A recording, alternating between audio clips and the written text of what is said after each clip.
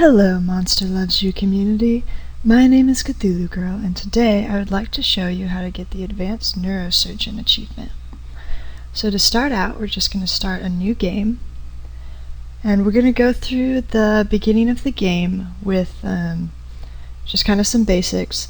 The most important thing is that we don't want to get too much respect before the end of the game, and we're going to have to make sure that we can become an elder. So here it says, "Help me begin your story." How does it go again? Long ago, deep in the forest, monsters called Willamist. That's right. Long ago, nestled in the heart of the forest, was the monster village of Omen. You are born from slime that holds the memories of monsters known for, let's choose words and thoughts. You are not awake yet, but soon your first eye will open. Your simple dreams will give way to life itself. You dream of, let's choose helping the sick and soothing the woeful, since we want to be a doctor after all, and that will give us some kindness. Your body is turning and twisting, growing solid in the middle of the great vat of green slime. It's time to be born. Alright, so our stats here aren't going to matter too much, but it's really important that we don't get too much respect. As I said before, that's not too much of a problem now, but something to keep in mind when we're trying to balance out our stats later. You awaken in the thawing season when the ground is soft and wet. Your eye is open. You are a morsel, just barely born. You float in the spawning vat. Dozens of other morsels are exploring, flailing, and stealing food from each other. Let's try to swim. Another morsel swims towards you. It opens its mouth to show a set of small, sharp teeth. It bites you. Eee! Swim away from the toothy morsel. You kick with new legs and paddle with new arms. Squeak with a new mouth and cry tears of slime from your glistening eye. The aggressor is left in your wake. It turns and latches on to another morsel. Let's lure the attacker away from the new victim. You squeak and splash the violent morsel until it turns away from its prey. It swims at you. Let's lead it away from everybody, then escape. Ooh, we got some cleverness. You keep squeaking as you swim, just slowly enough that the other morsel will continue to pursue. It's getting tired. Time to go. As the violent morsel slows to a stop, you speed up. You leave it in the empty part of the spawning vat where it has nobody to bite. Later, hater.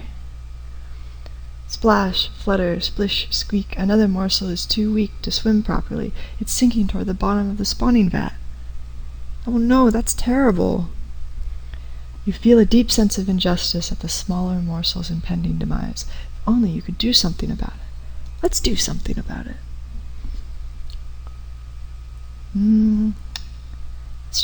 We're a pretty smart morsel. We got some cleverness, so let's try to think of something. You rack your newborn brain. Wait, there, some animal bones and sticks rotting at the bottom, half hidden beneath the slime clumps. We're going to prop up the dying morsel. You swim to the bottom, casting about, and gather some sticks and the long curved ribs of a deer. Get them jammed together good and tight.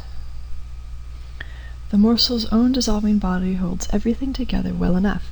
Half its body is above the surface of the slime. We're going to make sure nobody messes with what we've created. You swim in circles around the rescued morsel, keeping the cruel ones and biters away until your new friend begins to move and solidify. We're going to help the morsel off the structure. As you do, you feel dizzy. That's a first. You've never been dizzy before. Everything goes green. Well, time to wake up. Your friend is gone, but not dead. Another morsel points to the edge of the spawning vat. While you slept, the weak one grew into a monsterling. Hooray for brains! You've grown too big for the spawning vat. You must move on to the next stage of life and become a monsterling. Got any advice? You're going to get into some trouble, which is great. Exercise your bravery, cleverness, ferocity, kindness, and honesty. What kind of monster will you be? Well, we're about to find out. We're now a little monsterling. Woohoo! Cleverness, ferocity.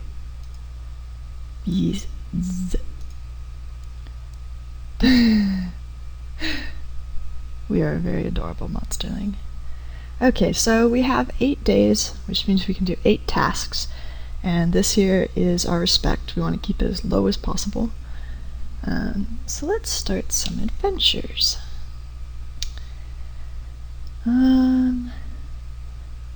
Let's see.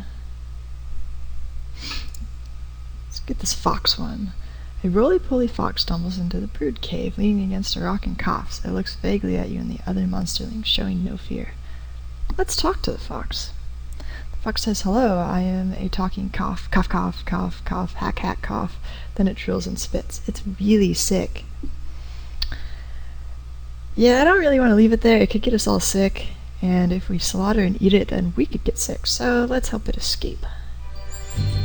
Nash Nash reaches for the fox, but you slap her claws away and gently lift it in your arms. You carry the fox to Elder Martinus, who promises it'll be nursed back to health. I think that's actually pronounced Marinus, but extra T's never hurt anyone. Okay. Let's try this one. You're at the entrance to the brood cave. Monsterlings aren't supposed to leave, you know. And just why not? Monsterlings, though sometimes swift and often tough, aren't as swift or tough as full-grown monsters. It can be dangerous. On the other paw, nobody's looking. I think we should go outside. The streets of Omen are mostly empty, but you hear some larger, older monsters coming this way. Let's run into the forest. Ha! You are an explorer in miniature form. Look at that! Birds' nests, and trees, too, and green stuff that isn't lichen or slime. Let's steal some eggs. Forbidden eggs taste much better than Marinus-approved food, even if you do get a spot when you return. Alright. We don't got any honesty, but getting some of our other stats up. Let's try this one. Someone looks like they're going to get hurt. Elder Jaggery walks into the cave, rocking from foot to foot. He howls and slams into the wall, then falls unmoving to the floor. Monsterlings scatter away from his still form. We better help him. If we want to grow up and be a good neurosurgeon, then we need to know how to take care of people.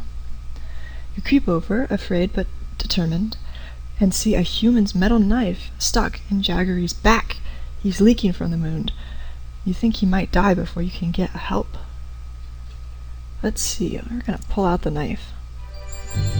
Oh yes, right here we got some advanced neurosurgery. That's going to be good for later.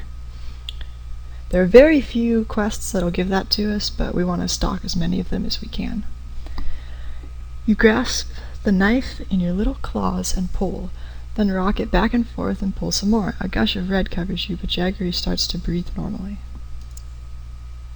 It's a good thing that monsters heal pretty fast. Alright, let's see.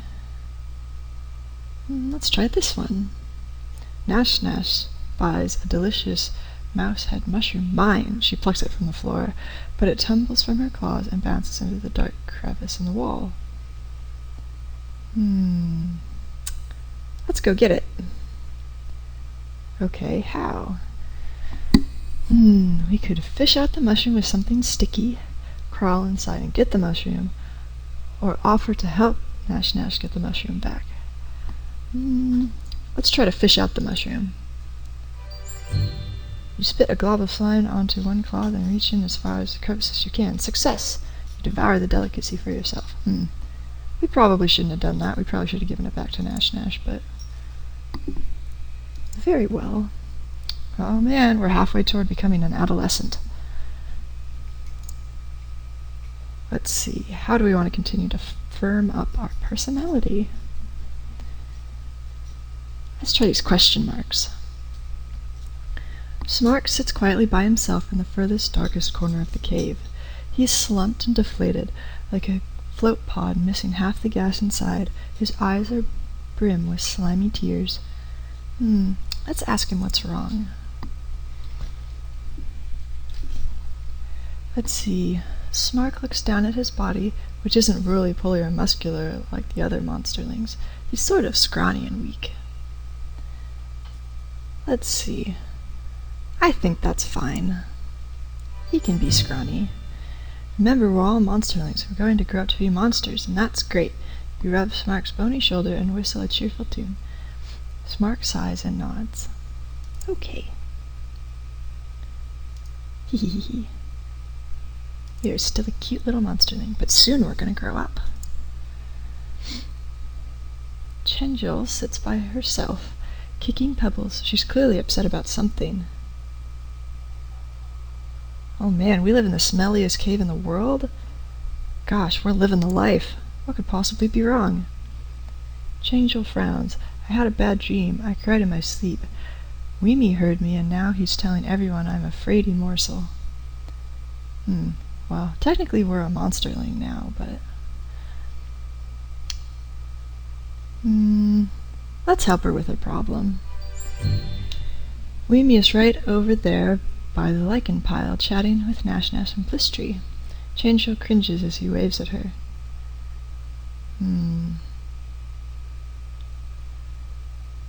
Well, let's tell her that it doesn't matter what he says. I don't think it matters what anyone else says. You convince Chenjil that nobody's going to care by the end of the day. She listens and begins to smile. And Weemy? When Weemy sees that Chenjil's not upset anymore, he sighs and stops telling the story. Just as you predicted, everyone forgets it by supper time. Ooh, supper time. I like supper time. We have a lot of kindness. We're a pretty kind monsterling. I think that means we'll grow into a good adolescent. Nash Nash shows you a rock. It's the best rock in the whole cave. It looks a bit like a sleeping rabbit, but otherwise ordinary. I think she could find a better one. Nash Nash scowls and shakes the rock at you. You're lucky I'm not going to break this against your hard head, soft skull. Let's stand up to her. She's a pretty scary monsterling, but I think we got it. Your bared claws get Nash Nash's attention. I just don't want you to embarrass yourself showing off that crappy rock. She considers your words, then drops the rock and thanks you. Aw, it all turned out okay. We didn't have to beat each other up. Suppose that's not very monster-like, but oh well. Alright, so this is our very last day. We have to choose our last adventure. Let's try this one. It looks interesting.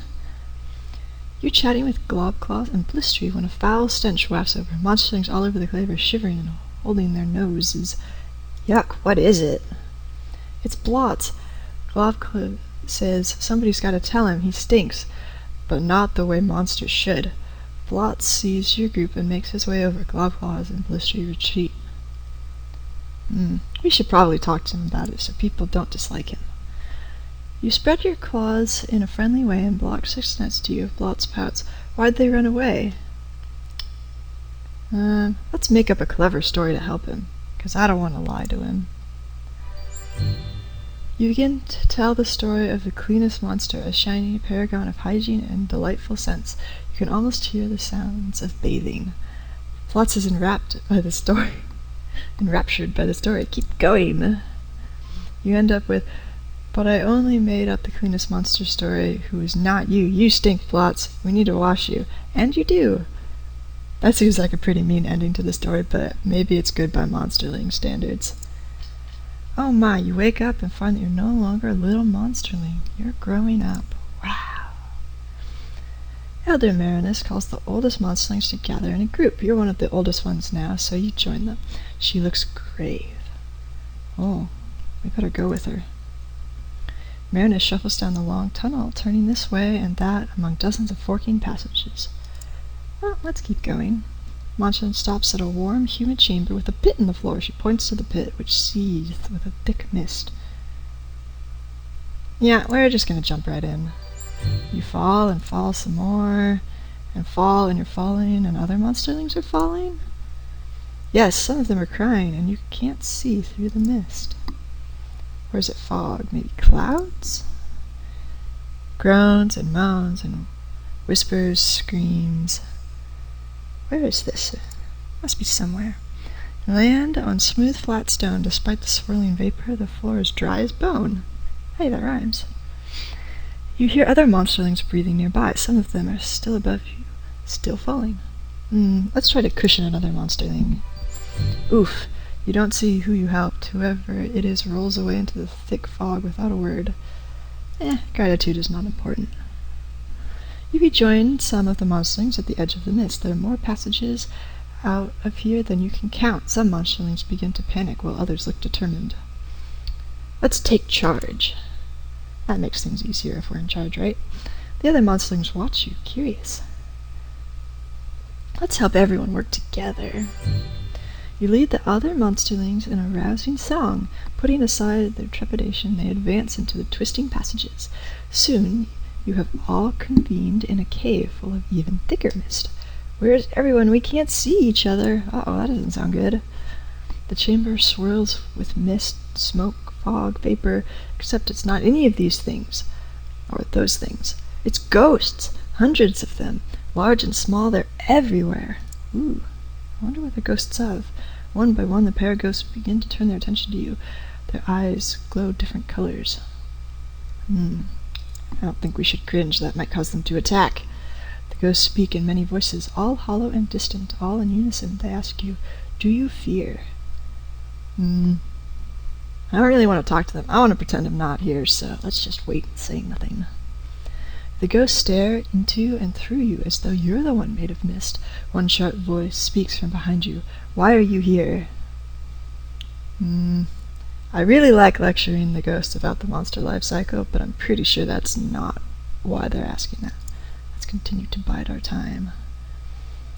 A small ghost coils around your foot like a cold, wet snake. The ghost moans. Will you lend us some of your blood so we may go on? I don't know where they're going on to, but sure. The ghost draws closer and closer, unraveling their bodies into ropes of fog like the tentacles of some great clammy squid. Their eyes grow dim and you think you see fangs. Watch them. Stop them if they take too much. I don't know if ghosts know how much is too much. You get ready to back away if necessary, then realize they're all around you, biting and drinking. You feel dizzy. Uh-oh, we're going to fall unconscious. Well, here's how we're doing so far. We're now going to become an adolescent. We've successfully kept our respect at 0. Got a lot of kindness. Pretty creative. Or pretty clever, I should say. And kind of brave. Not too much on the honesty or ferocity, but it seems like a good start to become a neurosurgeon. You wake up inside a well-appointed hovel. This is your home now. Yeah, let's see what we turn into. Oh yeah, look at us. This is totally the face of the best neurosurgeon ever. Alright, so we got 8 more days before we turn into an adult. Let us adventure in our town. Let's see. Let's try this one. Oh boy, Smart set up a human chess game. You sit down to play. You don't know the rules, but a smart monster like you should be able to figure something out. Let's ask him how to play, just to make sure.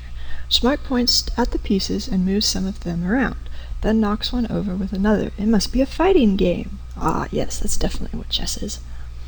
Smart thinks for a moment and, with finesse, pushes all your pieces down and taps his head. Sounds like victory. Aha. Yep, that's basically how you play chess, right?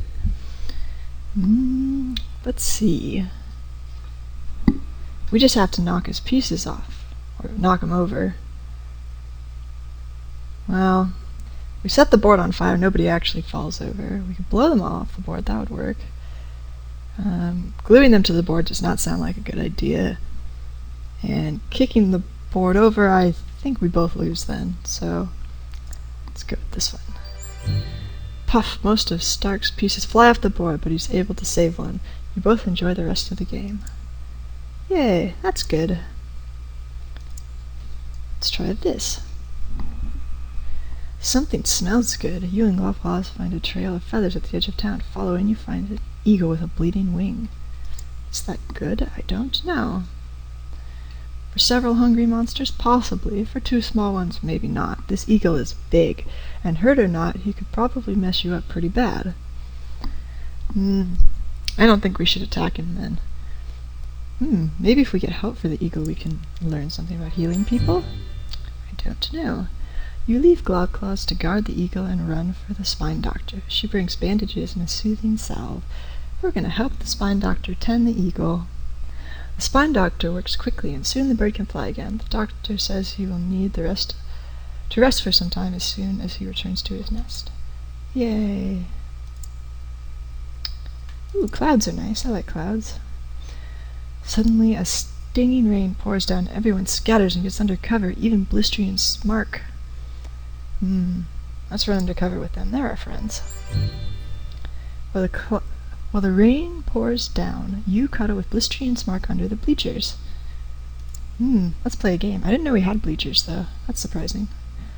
You take turns opening your mouth to the falling rain, trying to suck up all the drops. Unfortunately, you choke and spit a mouthful of water at Smark. Let's apologize. That doesn't sound like a good thing. Blistery spits water on you. Smark splashes a puddle at both of you, and you all spend the rest of the storm making your own fun in the pooling water. Aw, how fun. Ooh, food. Food sounds like a good one. You sniff the air. Sniff, sniff, sniff! Could that be frosting? Ooh, I like frosting. Blotz greets you and Nash Nash with a fluffy pink cake. Nash Nash says, Blotz says you stole this from a human child. How do you three share it? Let's think about it like a human would. That's what humans do, after all. Humans do a lot of things. Sometimes they talk all day, and sometimes they draw circles and cut them up with chalk. So odd, those humans. Yeah, humans are pretty weird. Let's see. We could debate it with big words, but I think I might be the only one who knows big words, so I don't know if that's going to be a good idea. So let's try geometry, whatever that is. Well, you scratch out different percentages using dirt and a stick. Nash Nash and Blotz eat the cake, leaving you with nothing. Oh, darn it. Well, at least we learned a little about math. Ooh, something interesting. Mupsy Moral slithers up to you and says, I wonder if you can confirm a rumor for me. First, let's make known who this is. Mupsy Moral is an elder monster who's been around for a long, long time. She prints the Omen Harbinger, a short newspaper for monsters. Ooh, so she's a reporter. Mupsy Moral slithers up to you and says, I wonder if you can confirm a rumor for me. Sure, we can talk to her. Hamrag is baking a special 6-pork pie made from 6 kinds of pig. You know, a delicacy. What's so delicate about 6 pigs? They are roast, suckling pigs, so tender, juicy, and flavorless. Flavors? Yum. The pie was cooling on the windowsill and vanished. Your friend Nash Nash was seen nearby just before, but not after, and vanishing. The vanishing. What do you know about this? Well, knowing Nash Nash, she probably stole it, but let's see if we can cover for her. Make up a story about another thief. Well, I smelled pork not long ago, and write about them. Probably a stranger from Gru. He ran away when he saw me. He must be the thief. That's the ticket. Let's see if that goes. Mupsy greets your tale of a visiting thief figure with interest. I'll warn everyone to watch out for strangers in Omen. Well, I think we're breeding xenophobia in our small town, but alright. Let's try this one. You're heading home with a dead rabbit you found. Suddenly a fox appears. He slides up to you and asks, you going to eat all of that? Let's examine the fox. Most talking foxes are fatter and better fed than their stupid cousins, but this one is lean. You can see ribs under his unkempt fur. Aww. Let's share the rabbit with him. We're a pretty kind monster. You tear the rabbit into 2 pieces. It splits unevenly. One chunk has most of the meat, and the other a bunch of tendons and skin. The fox looks up hungrily. Let's give him the good chunk. We can always get more food. He's clearly having a problem doing so. Yay, we enjoy our rabbit. what's this? This looks exciting. You, Nash Nash, and the scapegoat are having an impromptu picnic in the street. The fresh mosh you dunk in your tea is delicious. I didn't know monsters drink tea. Some birds twittering and chirping in a friendly way circle and land among the crumbs. Okay. The birds start pecking at the crumbs, but then they start hopping onto you and pecking at you too. You have crumbs on you and they want them right now. Let's peck the birds back. That sounds fun. You peck furiously at the birds until most are vanquished. The rest of the picnic is peaceful. Nash Nash gives you 2 claws up, and the scapegoat seems impressed as well. I'm not really sure how I pecked anything, but alright then. This one looks smart. We could use some more cleverness. You're not sure exactly how, but the conversation in Port Square has turned into a bragging contest. Suddenly everyone looks at you, waiting.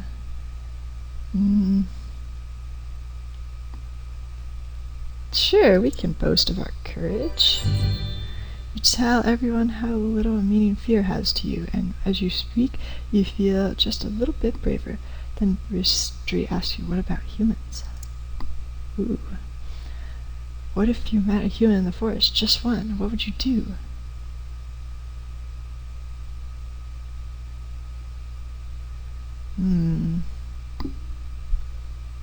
I don't think we would walk right up to the human. So we're probably going to lose some points for this, but let's say we'd hide. But make sure you didn't come here. Alright. That worked out pretty well for us. We haven't found any more neurosurgeon points here, though. But it's time to grow up into an adult. You've been dragged from your bed by your friends and neighbors. I don't think we should fight them. They're making us be an adult, responsible and whatnot. Oh man, we're gonna go to the woods. The neighbors throw you into the center of a great circle of monsters, all older than you. They whisper to each other. They look at you, then whisper some more. The monsters murmur and mutter, spit and snarl. They're deciding what best defines you as a monster. We can wait patiently. After a while, the muttering stops, though the murmuring goes on for some time longer. Finally, the assembled monsters come to a decision. The ring of monsters shuffles closer to you, forming a tighter circle as elders loom over you, while the smaller adults crouch low. Your surrounding grows shadowy and dark. You see concern in some of their faces, but very little respect. We're not trying to get any respect. We're just going to wait for them to assign us a task. It is immediately clear to the crowd that you are very kind for a monster. Aw, that's very nice of them. You are sent into the goat pit to groom the scapegoat. The goat is unusually unruly and angry today. Well, yeah, let's just let it freak out. That's fine. You let the scapegoat butt you with its horns until it's tired. Then you use your claws like clippers. You give it a nice trim and pick off some nasty parasites. The crowd is impressed. Well, we're a pretty kind of monster according to them, so let's share the parasites. Tasty. Oops. Damn it. We got respect. Okay, let's not do that again. Stupid other monsters respecting us and stuff. Alright. Now we're an adult. So here we have 14 days. And then we are going to try to become an elder. Let's see. Ooh, blood.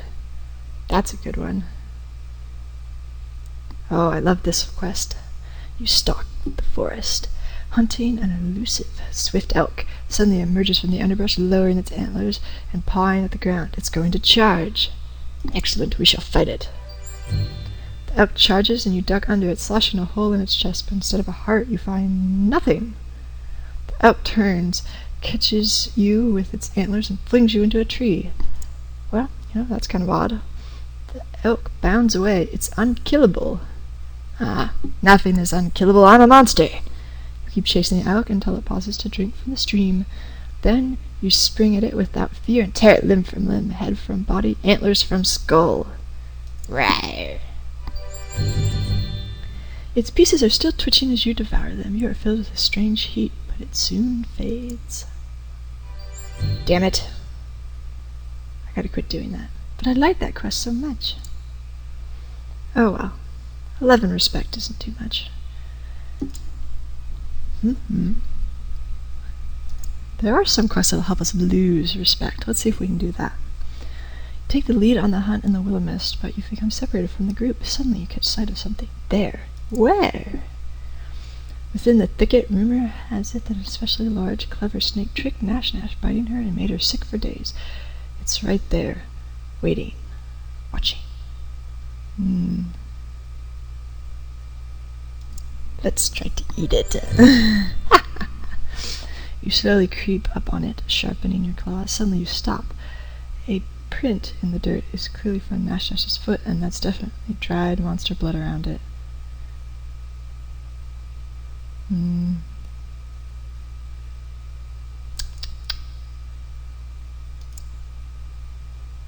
Let's try to lure it into a trap. You perch on a branch above a crude snare and beat 2 rocks together to attract the snake's attention.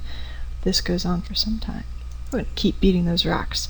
Suddenly the snake drops from the branches above you. You struggle, but it's too late. It crushes you with terrible strength. Oh no. Everything getting dark. The next thing you know, Nash has pounced on the snake. She grabs its head and holds its mouth shut, keeping its fang trapped. Oh, it's still crushing us. Nash bites the snake's head off and swallows it.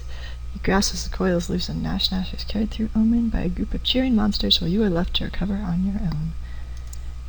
And as planned, we have lost some respect. Most excellent. We have a lot of kindness. We should definitely try to max out cleverness. Not for any particular reason, but just because it makes sense that a neurosurgeon would be rather clever. Let's see. How else can we become clever? Something about humans? You hear Grit Mittens telling young monsters about the human that almost killed him. It's the pointy parts that get you, he says. We're going to listen in. Always wait until the knife is pointed somewhere else, then run away. He turns to you and says, "Isn't that right?" Let's explain to the youngsters that a human knife is always dangerous. Humans are very dangerous. I should know. I have to deal with a lot of them as a Cthulhu. You calmly expand on Grit Mitten's tale, sharing what you have learned about the frightening blades of the humans. The young monsters promise that they'll treat such things with respect, even if no one's holding one. Nobody's holding one. Pardon me. Let's see. Ooh, something working with people. Balfrog and Grit Mitten are arguing in the street over a cat. They both want kitty cats for lunch. Balfrog says he caught the cat, but Gritman says it was in his larder before it got out. Both monsters turn to you as a neutral party to decide. Let's try to make everyone happy. Balfrog holds the cat close, stroking it absently. The cat mews and rubs its head against its chitinous gripper.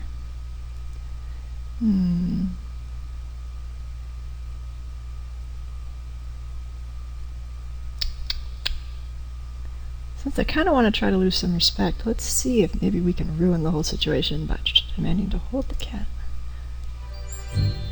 Balfrog hands the cat over to you. What do you think? I caught it fair and square, so it should be mine, right?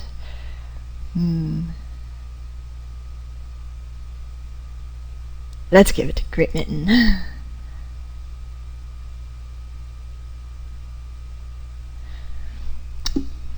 Why did we do that?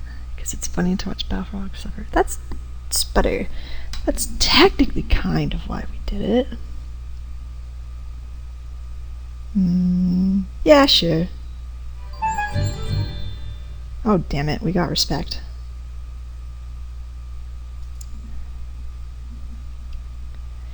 I'm not very good at this losing respect thing.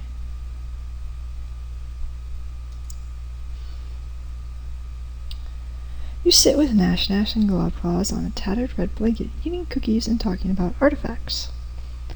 Just so everyone knows, what are artifacts? Artifacts are human-made objects. Many monsters collect them. All the garbage cans in Omen were collected from one human bus stop.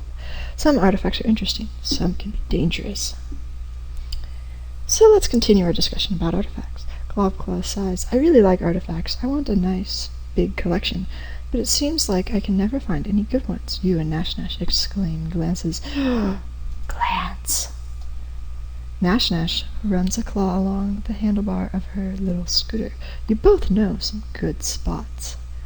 I want to tell Globclaws about the good spots. You open your mouth but gasp as Nash kicks you hard. Why? Oh, I'm pretty sure I know why.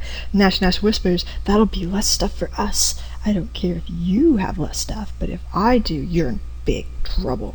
She pokes you with her claws to make a point. I'm gonna say it anyway. Globclaws clicks her pinchers happily as she does a little dance of thanks. She scuttles off into the woods to check out the places you described.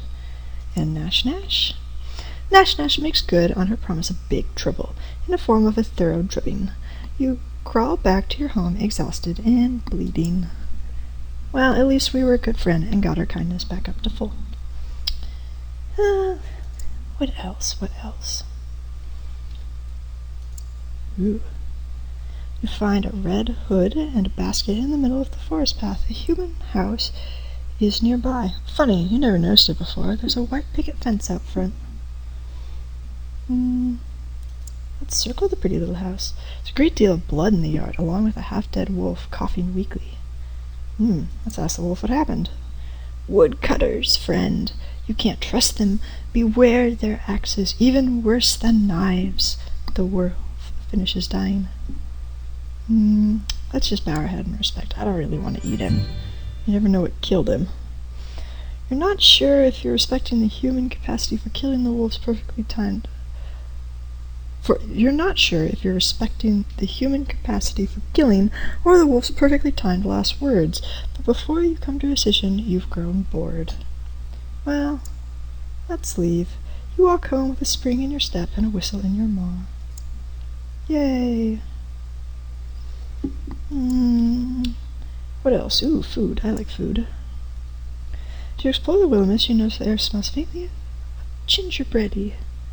There, ahead, there's a flock of very fat birds pecking out a trail of crumbs that winds through the trees. Let's try the crumbs.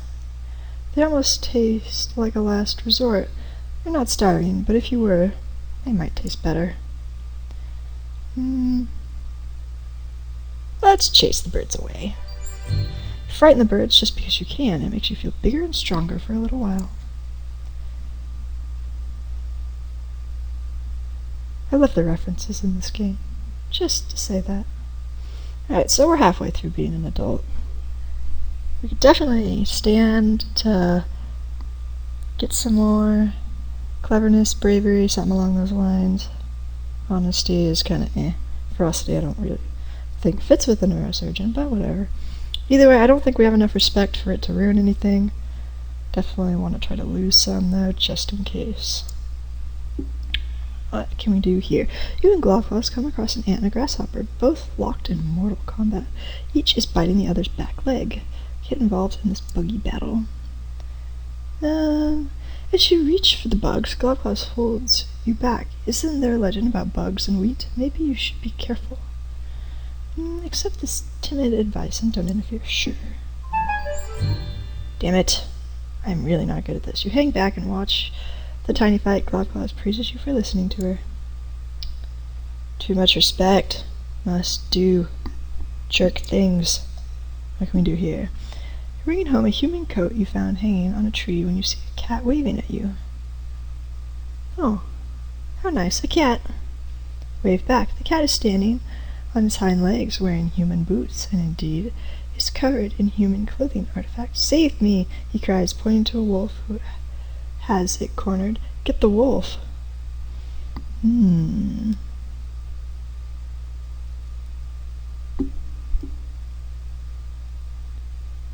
Yeah, let's try to talk sense into everyone. Who knew talking cats had flick knives? This one does at least. jabs you like a human would, then flees at your howl in pain, and it took your new coat. Cats! Cats!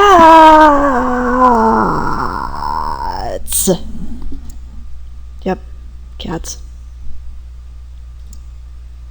But we failed to lose any respect, so let's try again. Wild chickens are back in season, as delicious as they are mean. They're loose within the Willamist, and the monsters are all hunting them down. Yeah, let's just find some eggs and eat those. Excellent, we have lost respect. While everyone feasts, you enjoy a soup made of crushed eggs and eggshells. Nash hoots at you as she walks by with a brace of bloody birds in her claw. Okay, 4 days left. Let's try this one. The spine doctor has asked you to catch a special fox. It limps, she says, and it coughs. I need it quickly, if at all. Why does she need this sickly fox? The spine doctor swats you with one prickly arm. There's no time for questioning. Get the fox or don't. Well, we might be able to lose some respect if we just go home. Refuse to help the spine doctor. She shouts and goes looking for another monster to do her bidding. Aww. All we did was make her upset. That's no fun. Let's see what we can do. Something about running? The fast sloth is tearing roofs off hovels. Elders and larger adults charge at it, but it beats them back with its deceptively slow arms.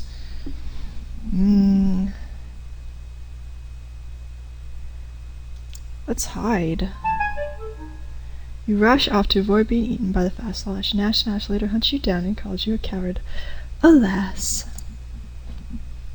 I'm not good at losing respect. Let's try this one. You hear a cry from a nearby hovel.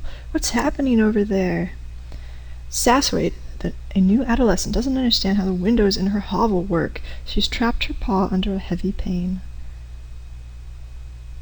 Leave her there. She'll chew her arm off eventually. Monsters heal just fine. Some of the other monsters have gathered in the street to watch. An adolescent asks, why didn't you help her?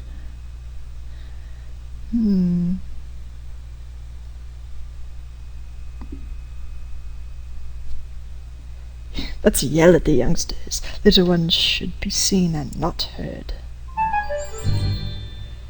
The young monster squeaks and runs away. Sasswade cringes, unable to run due to her trapped arm. A few elders shake their heads at your performance. Alright, one last thing to do as an adult. Let's eat some food. I like food. Galapagos and you are arguing about what to have for lunch. She got to pick last time. Suddenly your favorite food flies down from the sky and perches within arm's reach. The magpie chirps. Have either of you seen a cornfield around here? Your stomach growls. Wonder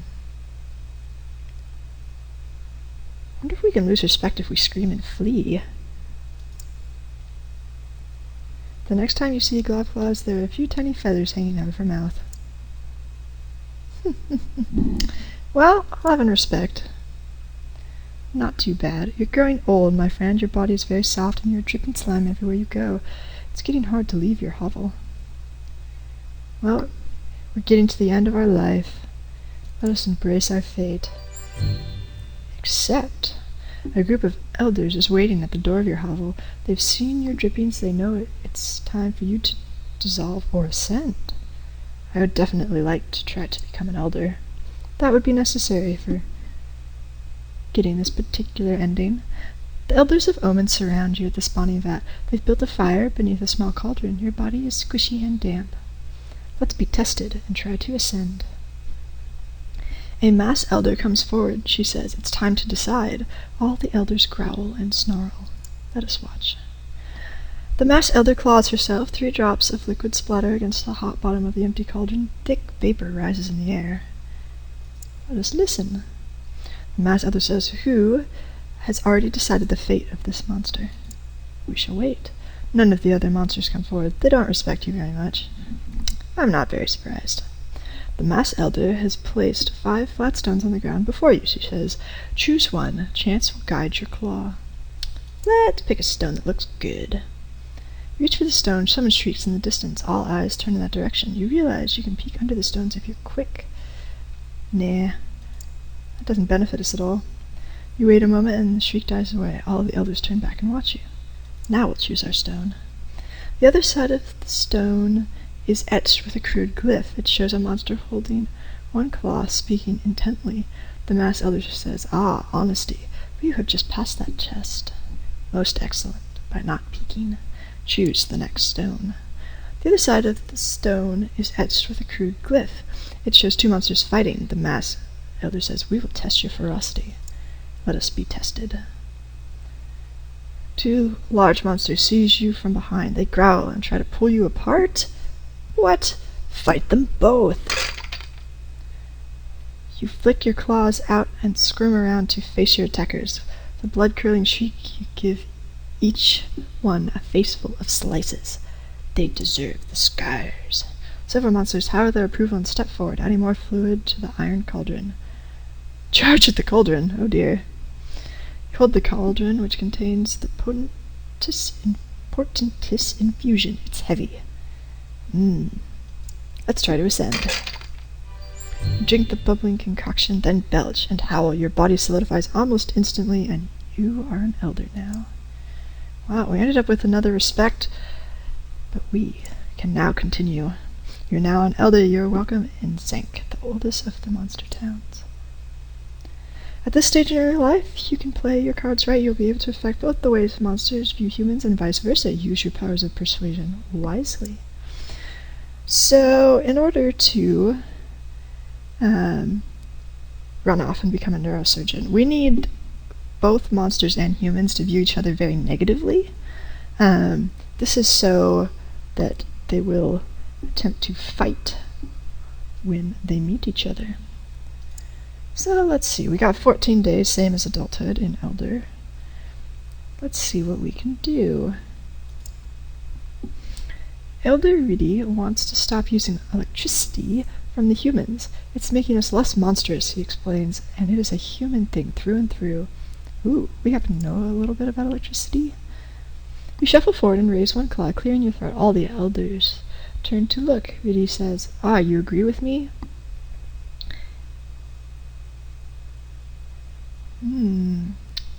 Yeah, we're gonna just say electricity's useless. You leap up, cut an overhead power line, suck the oily electric fluid from it, and your whole body lights up and blammo. Ouch. When you've come to, you're surrounded by burning grass and elders debating whether to consider humans with access to electricity a threat or a menace. Most excellent. We've decreased their opinion. What else can we do? Let's try this one. Elder Prudence is tired of the debate about living alongside the humans. Oh, is tiring of the debate. Let's listen to her argument. Prudence says they can't even eat a squirrel without killing it first. Their bodies are only slimy around their assorted holes. Why bother to talk to them? We're best off keeping our distance forever. She slumps down, disgusted. Let's agree with her. You explain that humans have no slime inside them, only blood. The elders nod at your support of Prudence, though some of them are gagging. Excellent. They must hate the humans.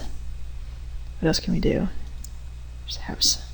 Blistry proposes a new plan to keep an eye on the humans. Ooh, Blistry became an elder too. What is her plan?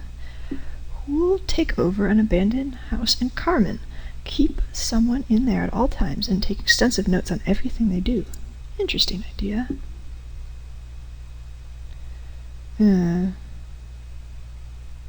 Several other elders seem to like the idea very much. They argue about where to establish their spy house, though Carmen has many empty buildings. Which shall we use?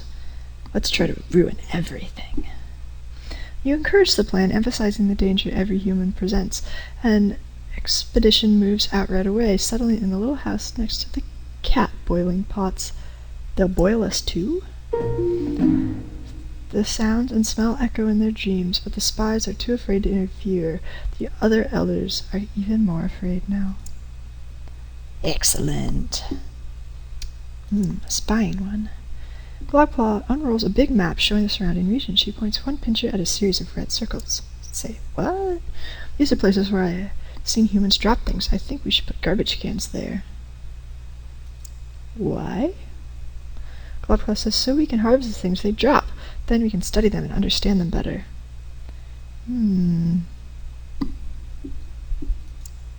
Question the plan, but be open to it? This isn't good. We want them to hate each other. Globclaw nods. We can figure out if they're planning an attack by looking at what they leave behind. If we see whetstones and knife oil, we know they're going to come kill us. She shivers. Let's alter the plan to make the humans look bad. You point to several other spots and tell Globclaw that her observations are incomplete. They might drop more things here. Go on. You soon convince the group to plant garbage cans where you've seen humans drop their foulest waste products. Soon everyone will be disgusted by the results. Yay! However, as an elder, we also want to try to gain some more neurosurgeon points. This is the best quest for it. You're in a secluded hiding place near the park. Suddenly, you see a human grab her stomach and fall over. Excellent. Now is our time to shine. That's the spirit. What will you do? We're going to be a doctor. Yay, doctor. You lay her down on her back gently and feel her belly. This rumbling calls for milkweeds, a sure settler for such complaints. Let's go get some.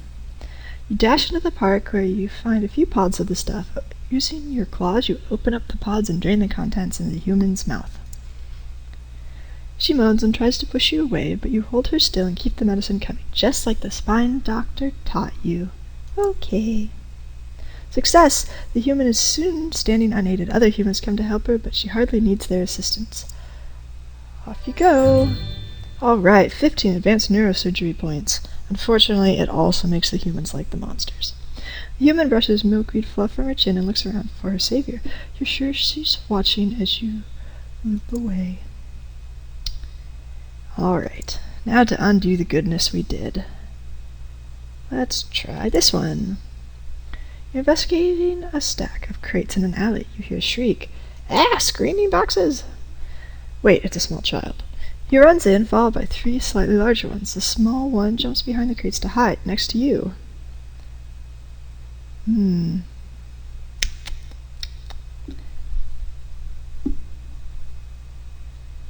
Let's eat all of them. Yep. The victim is surprisingly fast and escapes before the others. In the end, you take a chunk out of the slowest one's leg before he escapes. Chew slowly. Delicious. Unfortunately, the torch and pitchfork crowd uses your little stack as an excuse to hunt monsters the next night. But they don't catch any. But they're pretty mad. What do I care? Let's find something disgusting about humans. You're across the street from a coffee shop. Sniff. The human coffee they're drinking smells weak, even by human standards. How strong should it be? In Omentown, the monsters boil a terrible black brew, so potent it must be stirred with sticks and bones. Every monster knows what real coffee is. You're across the street. Oh, right. Back where we were before. Do we want to help them out? Nope. Humans don't deserve coffee. It's also bad for them, but beside the point. You run up to the sacks of coffee near the back entrance and rip them open, spilling beans everywhere. You can barely hear the humans yelling over your howls of laughter. Ha ha ha ha. Stupid coffee. Alleys are great places to find artifacts. Less so to find fat, small, crying human children. So it's said, what of it? One such fat, small child wanders over to you, clutching a lollipop. What's wrong? The human child says, I'm lost. Do you know how to get to Plow Street? I think I stepped in poop. Uh-oh. How do I screw him over?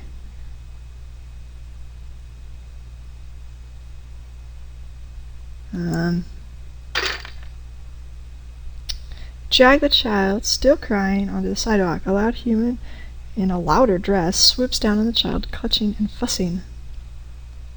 Let's just sneak away. Damn it. No, you're supposed to hate me. I was obviously mauling the child. She barely notices you, but says thanks over her shoulder as she drags him off. You disappear up a drain pipe, content that while she never knows who helped, her child will. Nope, I am not content with that. Let's see. How else can we ruin humans? You sneak up to an open window. A human sits in an overstuffed chair. Her back is to a desk covered with... Wait a minute, it's a map with red X's on them. Look closer. They're showing off locations of the monster towns alongside a badly drawn sketch of a monster with a knife stuck through it. What to do? Let's see. Let's teach the human a lesson with violence. I think I have claws. You leap through the window. The human screams and runs out the door. Let's get rid of the maps. You sweep everything off the desk and shove it down the toilet. Then bury all the knives you can find in the yard. On your way out, you... Can we burn the house down? The house goes up like a house that's been set on fire on a dry night. Other humans come to put out the fire. As you leave, the first human yells that a monster set the fire. Yep, I'm a monster. What else can we do? The docks are fun. They smell like home. You're napping on a fishnet when you overhear a human talking. Where have they all gone? If there's no fish, this fisherman is done for. That's good. Punch a hole in his boat because it's fun.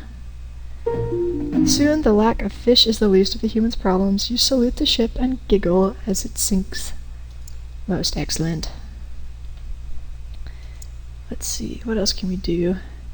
4 days left, 4 ways to ruin the humans. An older human and many children sit in rows in a hot, echoing room. The older human drones on while the children look at everything but him. The window, the clock, even your hiding spot. What's the older human saying? He's telling them about lifology. You know about that, but judging by his expression, he doesn't seem to find it very interesting himself.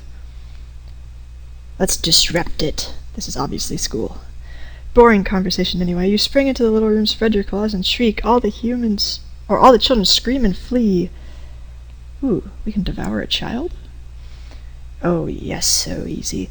One of the children has been sitting very still and his foot was asleep. Well, it's not asleep anymore. Now it's gone! You run into the alley and head for the forest, dragging the last few scraps of your meal. Yummy. Tasty, tasty children. What else can we do? What's this place? You're in a dark, dank, woody room that smells like old jaggery. Mosey on in. Humans sit in long counters and drink what they look like foamy cider.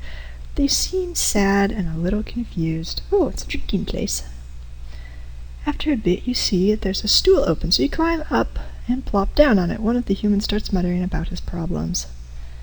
Let's break everything. At the crash of exploding glass, the human turns and really see you for the first time. One of them staggers forward to attack. For some reason, they're all kind of slow. You escape easily. Okay. What's this one? You're hiding in a shiny wooden building. 2 humans are holding hands in front of another human. Aww. He makes a lot of noise about a witness. The other 2 look around disappointed at the empty room. Let's sabotage everything. You turn out the lights and shut the door with a loud click. You hear the humans banging and shouting in the darkened room as you run off. Yay! That's a pretty angry-looking human right there. And our last day. How can we ruin it more? You watch as an elderly human tries to fix his house. He looks up at the leaky roof with a sigh as it starts to rain and goes inside. How bad is the leak? Looks like the trickle of water will get into the attic from the storm. It might do some damage to the human's house. He also left his tools out. Yeah, let's fix it.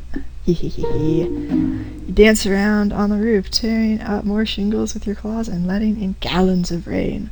When the human sees the damage later, he knows something strange and hostile is out there. Alright, I think we have successfully ruined everything. As you walk through Portland Square, you think on your past. You've lived a good life. But the one thing you were never able to gain was phenomenal respect among your peers. Who cares? It saddens the more progressive elements of monster society, but the truth is this: more monsters violently fear and loathe humans than like and admire them. Meanwhile, human sentiment is still mostly stacked against monsters. Humans just don't like you as much. Some humans hate you. Okay. Shattering your reverie, a terrible commotion erupts. Elders and young monsters alike are milling about in a great mob. What is this? Smart glides by overhead, whistling an alarm. Blistry interprets for her friend. He says the humans are on the move and headed toward Omen. Oh, nice that Smart got to become an elder too. The oldest monster raises from the waters of 8-armed lake and wades onto shore. It bares its claws as everyone moves out of reach. Looks like we're in for some pain. Half of the monsters are afraid, the other half wants to fight. The whole mob seems to be waiting for a strong leader to emerge and tell them what to do. Oh yeah, we can fight. Nobody listens. You're not well respected enough to sway the mob. The good news is that they still want to fight. What's the bad news? Bad news is that they don't have a leader. The assembled forces of Monsterdom charge into the forest without a plan, attacking with disorganized aggression. Oh no! Hurry! A voice calls out to you from within the commotion. Huh? What? It's the spine doctor. I can still save you. Come with me if you want to live. Without another word, she grabs your claw and runs. Let's go with her. Ooh, advanced neurosurgery. As you run, you briefly look over your shoulder to witness the wholesale slaughter of everyone you've ever known and cared for. Run away! You do it, and you finally stop the outskirts of Carmen. No, she says. We can start a new life. We can help people. Oh? Yes, we become a famed neurosurgeon. Your strange road ends in a human town where you pretend to be one of them. You are a brilliant and respected doctor, but you can never remove your mask. Aww. And that's how you spend the rest of your days. Scalpel. Stat. As we can see, here are our final stats. Yep. And that is how you get the famed neurosurgeon, the most elusive of endings for Monster Loves You. So that's about it. I hope you enjoyed this video. If you want to see any more gameplay videos of other games, I will be hopefully putting some up shortly, and if you're interested in my favorite game, Infinity Wars, you can find deck build and card analysis videos on my channel. So in the meantime, good luck and have fun!